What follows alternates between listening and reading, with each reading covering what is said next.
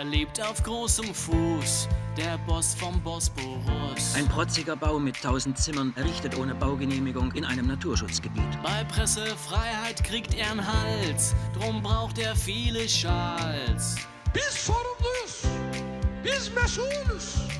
Ein Journalist, der was verfasst, dass Erdogan nicht passt, ist morgen schon im Knast. Redaktion wird dicht gemacht, er denkt nicht lange nach und fährt mit Tränengas und Wasserwerfern durch die Nacht.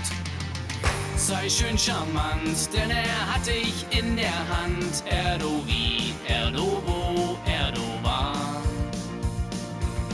Die Zeit ist reif für sein großosmanisches Reich. Erdogan, Erdobo, Erdogan.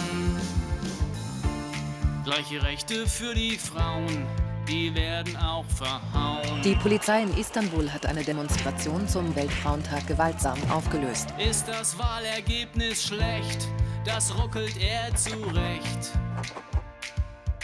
I like to move it, move it. Kurden hasst er wie die Pest, die bombardiert er auch viel lieber als die Glaubensbrüder drüben beim IS.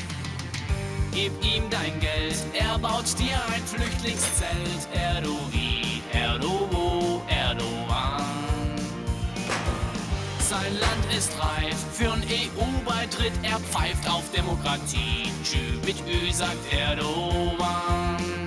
Und er reitet in den Sonnenuntergang.